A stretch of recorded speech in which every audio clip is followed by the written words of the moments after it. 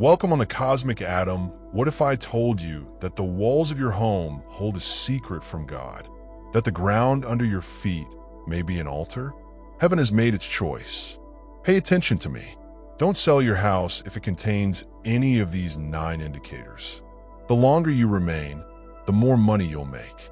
Not simply in money, but also in favor, grace, and protection from above. Let's get started. If the Lord marks your home, you're not merely living in a structure. You're living in a gift. Sign 1. There's a constant feeling of tranquility in the air, even when things seem out of control. Have you ever come home after a tough day and suddenly, for no reason, you simply feel calm inside? You may not even be aware of it, yet there's a quietness, as if the noise of the world has been turned down. It's not a coincidence that you crossed that line. That's not only a lovely feeling or positive energy. That is the presence of God living inside your walls. John 14 verse 27 says, "Peace I leave with you. I give you my peace, but not the way the world does." If your home is peaceful, even when your life isn't, I give you my peace.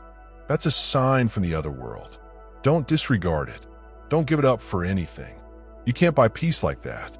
Sign 2 prayers that were said at the residence. Get your questions addressed promptly. Some houses are like megaphones that send sound to heaven. You hardly say a prayer, and doors open. Healing occurs when there is a breakthrough. Years of faith, worship, and anointing oil seem to have absorbed into the home itself. It might have been your granny praying in that room. Someone could have fasted in your kitchen. Maybe a Bible sat on a nightstand for years before you moved in.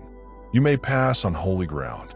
And if you've observed that your prayers are sharper, stronger, and more heard. You don't sell that altar, do you? There are no normal locations. Observe theologian Clive Staples Lewis. God and Satan both claim every square inch of the world.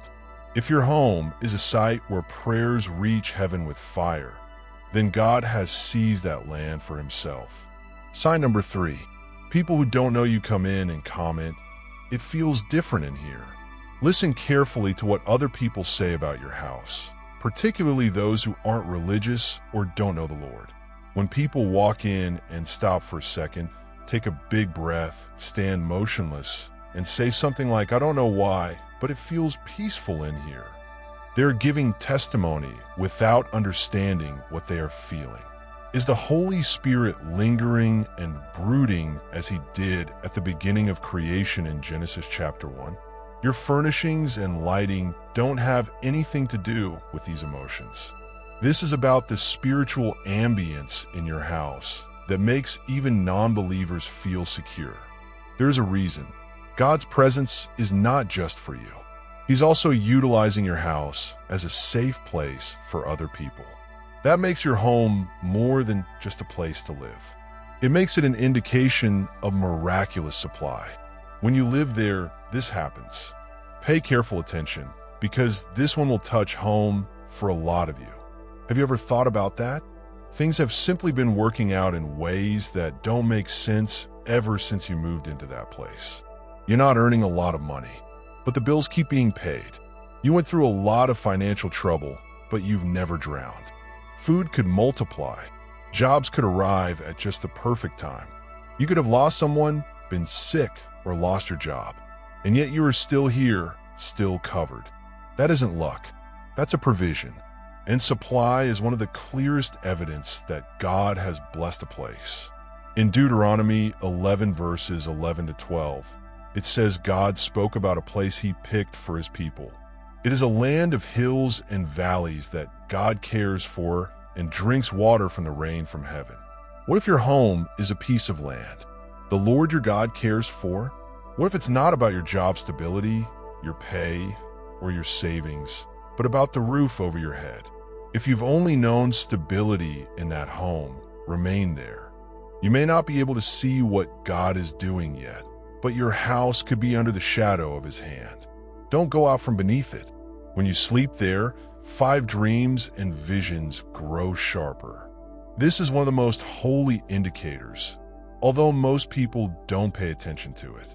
Pay notice if you've been experiencing vivid spiritual dreams where you get guidance, consolation, or even a warning, or if you've been waking up with new thoughts, insights, or comprehension of Scripture. That's not just your brain working. That's how God talks to us. God has spoken to people at night several times in the Bible, from Joseph in Genesis to Daniel in Babylon. When people lay down in peace, God comes to see them. But it's not simply the time of day. It's also where they are sleeping. Your residence could be used for more than just sleep. It might be a room of revelation. Clive Staples Lewis once stated that God communicates to us in our conscience, whispers to us when we're happy, and yells to us when we're in misery. But I think God also speaks most plainly when we're at peace in areas He has created sacred. It might be that God's presence in your house has created a door to revelation if your dreams have grown more vivid, spiritual, and urgent. Don't leave a location where God speaks. Sign number 6. You constantly being told to clean, anoint, or devote the place. This one may appear easy, yet it has a lot of meaning.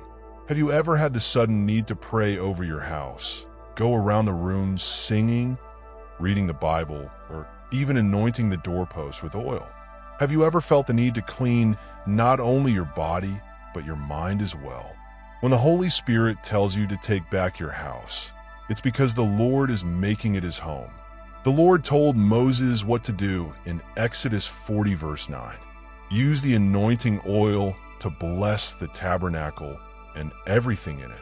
It will be holy. You could have been driven to do something like this, even if you don't know why. That's not a superstition. That's following your spirit. God will tell you to guard your place by praying, using oil, worshiping, or even getting rid of items that don't belong there. It's because He's making that home sacred, and you don't just walk away from a hallowed site. You may want to sell it for something newer, larger, or easier to use. But keep this in mind, you can get a home. You can't purchase a safe place. Sign number 7. Those barriers have kept your family safe from danger. This is an important one, so pay attention. Think back to all the years you've spent in that home. How many accidents nearly happened, but they didn't? How many illnesses tried to get in but couldn't stay? What number of storms have passed, but your house stayed still for some reason? You could have neighbors who were hurt, friends whose houses were damaged, or families who broke apart. But there has been covering in your home. You didn't always notice it since protection doesn't often come with a loud noise. Sometimes it seems like nothing occurred while you defend yourself. And that's the miracle. Nothing took place. The 10th verse of Psalm 91 declares, "No harm will come to you. There won't be any disasters around your tent." If your house has become a fortress where tragedy keeps happening, that's not a coincidence. That's an intervention. Angels are allocated to each dwelling. There are spots where the adversaries can't get in at all. Don't leave your castle if your house has become a bastion of safety. There might be fights outside your door, but if peace thrives in your house under the Almighty sign, 8 relationships will be repaired there. Pay notice if your residence is a location where people constantly making up. Some individuals move into new residences and their spouses who couldn't talk to each other start talking to each other again. Kids who have been drifting away began returning home more. Brothers and sisters forgive. Friends get back together. Why? Because your home has become a place of healing. There are more than simply walls and windows. It's a place to heal, a place where hearts get softer, where love comes back to life. In Malachi 4 verse 6, God says that He will transform the hearts of fathers toward their children, and the hearts of kids to their dads. It doesn't simply happen in churches that way. People may now say, "I'm sorry," at the dinner table, in the living room, or on the porch. And if it continues occurring in your home, then the spirit of restoration is in your home. Don't walk away from it. God is always ready to bless where He restores. Sign number 9. God is shown to be true via signs, visions, or words. You can't make excuses. This is the clearest and most unusual symptom of all. Has God ever told you anything about your house? In a dream, maybe a priest or a friend may be able to help, or even via a kid. You could have woken up with a sentence like "stay planted." You could have kept seeing indications that brought you back home. Maybe you attempted to go, but the doors kept shutting. Or maybe you were ready to sign the paperwork to move when something within you screamed, "Don't do it." That's not being unsure. That's help from above. When God communicates plainly via the Bible, through peace, through repetition, or through divine delay, you should pay attention. Clive Staples. Lewis once observed that God is not only fixing things or bringing things back to the way they were. He is getting us ready for a heavy load of glory. And sometimes the heavy weight of greatness starts right in your own home. You may not get it right now. You may not be able to see all the fruit yet. But if God has affirmed, murmured, cautioned, or pointed out your house in any spiritual sense, you should not sell it. It has been picked. It is yours and it is sacred. What do we do now? If your residence exhibits these symptoms, what should you do? If you see even one of these symptoms in your house, stop. Say a prayer. Pay attention. But if you've heard 2, 3, or more, your home isn't simply a house. It's a spiritual gift from God, and you don't have to sell it. You're in charge of it. What should you do? Get some oil. Blessed. Pray over every room, your entrance, your posts, and your windows. Ask the Holy Spirit to come and live with you and get rid of everything dirty. You're not simply cleaning up the area. You're saying that you own something in the Spirit. Play praise music in the rooms. Talk about the Bible in the hallways. Don't let anger, gossip, or spiritual darkness take hold. Keep the serenity that God has given you within your walls. Don't compare your house to other people's. It's not enough, so stop saying it. If heaven has touched your home, that's more than enough. Respect it. Keep it up. I love it. Bless it. Let me finish by saying this. You may not live in a big house. You may not have a spanking new roof, beautiful flooring, or a granite countertop. But if God is in your home, together with the serenity of heaven and the power of prayer, then you're living in a blessing. And the longer you remain committed, the better your life will become. Not simply with money, but also with clarity, purpose, and heavenly favor that no one can take away from you. So, before you put that property up for sale, before you get caught up in what the world claims is larger or better, is this home something I picked out or something God picked out for me? If it's the second one, then sticking put could be the most powerful, obedient, and productive choice you ever make. I want to hear from you now. Have you noticed any of these signs around your house? Leave a comment below and tell me which one you like the best. Make our community a place where others can see, giving testimony about the homes God has made sacred. Don't simply look at this video. Answer, declare, protect, remain. When God makes fun of a place, he fills it with wonders. You may be living in one right now. Let's pray together now. Dear God, I come to you today with a heart full of respect and thanks. Thank you for every brick, beam, and door that you have put in place for me. Thank you for the roof that keeps me safe from the storms. For my home, I know that this home is more than simply wood and stone. It is a safe haven, a gift from your divine hand, Lord. I don't take this house lightly if you choose it, which I think you did. I see it as more than just a place to live. I see it as a sacred trust. I now view it as a vessel of purpose, a safe place to be, and a place where heaven meets earth. This is where I wake up, go to sleep, pray, and have faith. It is here that you have come to me in peace, spoken to me, and surrounded me with angels that I can't see. So I pray you today, Father, in the powerful name of Jesus Christ, to fill every corner of this home with your presence. Let your tranquility settle on the ceilings. Let your kindness fall on the floorboards. Let the walls sing praise. And let nothing impure live inside these bounds. From the entrance door to the rear door, from the bedrooms to the kitchen, fill every area with your soul. Let this dwelling be recognized in heaven as a place to pray. Let it be a location where the adversary runs away and faith grows. Let this be a place where wounded hearts are healed, where tired souls find joy again, where relationships are mended, and where destiny are awakened. May angels find their work here, and may the army of heaven protect this place day and night.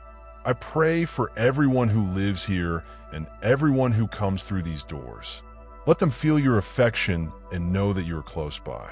May them know that the Almighty God chose this area, not people. Today, I dedicate my house to you again, not as a ritual, but as a sign of my faith and submission. Every choice taken here, every talk had here, and every meal enjoyed here. I put everything in your control. May this house be a reflection of your kingdom. May it reflect your heart. May it ring out with your greatness. Lord, not my will, but yours. Be done in this house and past this house. If it makes you happy, plant me here. Keep me grounded in the location where you are. And if I ever forget, please remind me that I don't just live in a home. In the holy and mighty name of Jesus Christ, I am living in a miracle. I say that this home is hallowed ground. This residence is where you live. And I will stay where you put me until you tell me to go somewhere else. Yes, dear viewers, your support through Super Chat and membership is the only source of income that keeps this channel running. If you want me to continue uploading valuable content without delays and to stay motivated in providing you with the best wisdom, I need your help. Every contribution, big or small, makes a huge difference. Feel free to donate and support Pure Wisdom so we can keep growing together. Your generosity keeps this journey alive. If you're enjoying the content on Pure Wisdom and find value in the messages we share, I encourage you to subscribe. Based on the latest analytics, 93.9% of viewers are watching without subscribing. By subscribing, you not only stay updated with new content, but also support the channel's growth, allowing us to continue spreading wisdom for the chosen ones. Hit that subscribe button and turn on notifications so you never miss an important message. Let's build this community together.